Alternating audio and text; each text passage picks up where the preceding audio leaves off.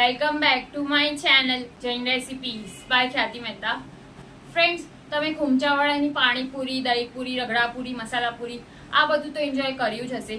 તો ચલો આજે આપણે સ્ટ્રીટ સ્ટાઇલ મસાલાપુરી બનાવીએ, જે બેંગ્લોરની ફેમસ છે. બેંગ્લોરમાં તો જૈન વર્ઝન મળતો નથી, તો ચલો આજે આપણે એનું જૈન વર્ઝન ટ્રાય કરીએ, જે એકદમ ચટપટું અને ટેસ્ટી બને છે. તો ચલો ફ્રેન્ડ્સ, આપણે બેંગ્લોરની ફેમસ મસાલાપુરી બનાવવાનું સ્ટાર્ટ કરીએ હવે. જો તમને મારી આજની બતાવેલી રેસીપી ગમે તો મારી ચેનલને સબસ્ક્રાઈબ જરૂરથી કરજો અને સાથે સાથે બેલ આઇકન પર પણ ક્લિક કરજો. ફ્રેન્ડ્સ, મસાલાપુરી બનાવવા માટે સૌથી પહેલાં આપણે રગડો બનાવશું, જેની માટે મેં અહીંયા સૂકા સફેદ વટાણા લીધા છે. જો તમને આની બદલે સૂકા લીલા વટાણા લેવા હોય તો તમે તે બી લઈ શકો. વટાણાને મેં 6 કલાક માટે પાણીમાં પલાળીને રાખ્યા હતા. 1.5-2 કપ જેટલું પાણી લીધું છે. હવે તેમાં સ્વાદ પ્રમાણે મીઠું એડ કરશું ને સાથે સાથે થોડીક હળદર પણ એડ કરશું, જેથી કરીને વટાણાના ફોતરા છૂટા ન પડી જાય. ત્યારબાદ મિક્સ કરી લઈશું ને એક બોલમાં 1 કપ જેટલું પાણી લઈશું ને તેમાં એક કાચી કેળાના 2 ટુકડા કરીને લઈ લઈશું. ત્યારબાદ તેમાં થોડુંક મીઠું એડ કરશું ને બોલને એક ડીશથી કવર કરી દઈશું ને કુકરને બંધ કરીને ગેસ પર મૂકી દઈશું અને એક સીટી વગાડશું.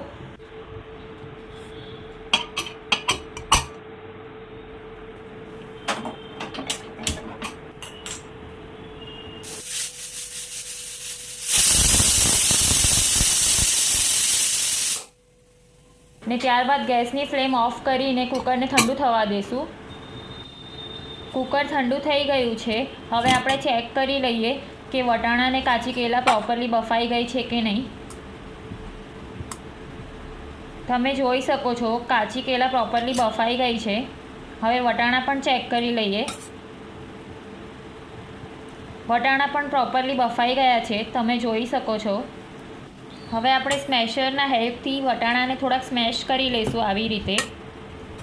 બહુ વધારે પડતા સ્મેશ નથી કરવાના, થોડાક વટાણા આખા રહે એવી રીતે સ્મેશ કરવાના છે.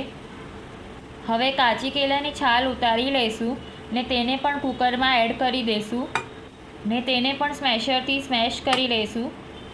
તમે જોઈ શકો છો કાચી કેળા ને વટાણા બેઉ પ્રોપરલી સ્મેશ થઈ ગયા છે.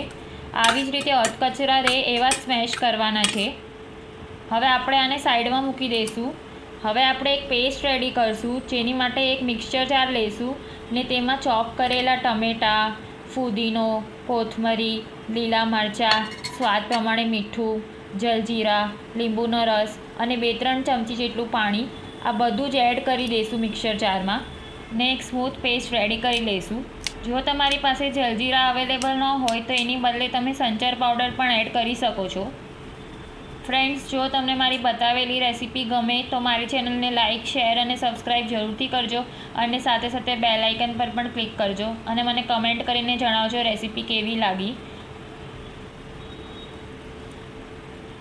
પેસ્ટ આપણી બનીને રેડી છે, તમે જોઈ શકો છો. હવે આપણે રગડો વઘારશું, જેની માટે એક કઢાઈમાં તેલ ગરમ કરવા માટે મૂકશું. તેલ ગરમ થાય ત્યારબાદ તેમાં જીરું એડ કરશું. ત્યારબાદ હિંગ એડ કરશું અને આપણે જે પેસ્ટ રેડી કરી છે તે એડ કરી દઈએ. ત્યારબાદ મિક્સર જારમાં થોડુંક પાણી એડ કરીને તેને ક્લીન કરીને લઈ લઈએ. ગેસની ફ્લેમ સ્લો ટુ મીડિયમ રાખવાની છે. પ્રોપરલી મિક્સ કરી લઈએ. પેસ્ટ થોડીક બોઇલ થવા આવે ત્યારબાદ તેમાં મસાલા કરી લઈશું. ગરમ મસાલો, થોડુંક મીઠું, હળદર, શેકેલા જીરુંનો પાવડર અને મરચું આ બધું જ કઢાઈમાં એડ કરી દઈએ ને બધું જ પ્રોપરલી મિક્સ કરી દઈએ. મીઠું આપણે પેસ્ટ બનાવતી વખતે નાખેલું, પણ મેં ટેસ્ટ કર્યું, પાણી નાખ્યા પછી ઓછું લાગે છે મીઠું, એટલા માટે મેં થોડુંક એડ કર્યું છે. તમે તમારા ટેસ્ટ અકોર્ડિંગ મીઠું એડજસ્ટ કરી લેજો. મસાલા પેસ્ટમાં પ્રોપરલી ભળી જાય ત્યારબાદ આપણે જે રગડો સાઈડમાં રાખ્યો હતો બનાવીને તે એડ કરી દઈએ. પ્રોપરલી મિક્સ કરી લઈશું. કુકરમાં પણ થોડુંક પાણી એડ કરીને તેને પણ ક્લીન કરીને લઈ લઈએ. રગડો થોડોક બોઇલ થવા દઈશું. રગડો થોડોક બોઇલ થવા આવે ત્યારબાદ તેમાં સમારેલી કોથમરી અને લીંબુનો રસ એડ કરશું. પેસ્ટ બનાવતી વખતે ઓલરેડી લીંબુનો રસ એડ કર્યો હતો, પણ મને થોડુંક ઓછું લાગે છે માટે એડ કરી રહી છું ફરીથી. બધું પ્રોપરલી મિક્સ થઈ ગયું છે. તમે રગડાની કન્સિસ્ટન્સી જોઈ શકો છો, આવી મીડિયમ થીક કન્સિસ્ટન્સી રાખવાની છે. તો રગડો આપણો બનીને રેડી છે. હવે આપણે મસાલા પૂરી અસેમ્બલ કરી લઈએ. હવે મેં અહીંયા પાણીપુરીની પૂરી આખી લીધી છે. જો તમારે તેને હાથેથી ક્રશ કરવી હોય તો તમે તેમ પણ કરી શકો, પણ મને આવી રીતે પૂરી આખી રાખવી જ પસંદ છે, એટલા માટે મેં ક્રશ નથી કરી. હવે પૂરીમાં હોલ કરીને તેમાં રગડો ફિલ કરી દઈએ. ત્યારબાદ તેમાં ઝીણા ચોપ કરેલા ટમેટાં એડ કરશું. ત્યારબાદ થોડોક ચાટ મસાલો એડ કરશું. ત્યારબાદ ખજૂર આમલીની મીઠી ચટણી અને કોથમરીની તીખી ચટણી એડ કરી દઈશું. ત્યારબાદ થોડીક બુંદી પણ એડ કરી દઈશું ને ત્યારબાદ ઝીણી સેવ ને થોડાક દાડમના દાણા પણ એડ કરી દઈએ અને સૌથી છેલ્લે કોથમરી એડ કરીને મસાલા પૂરીને ગાર્નિશ કરી દઈએ. ફ્રેન્ડ્સ, આપણા પાસે હજી જે રગડો વધ્યો છે એમાંથી હજી બીજી 3 થી 4 પ્લેટ બનીને રેડી થશે. તો ફ્રેન્ડ્સ, આપણી બેંગ્લોર ફેમસ સ્ટ્રીટ સ્ટાઇલ મસાલા પૂરી બનીને રેડી છે. Thank you so much for watching my video.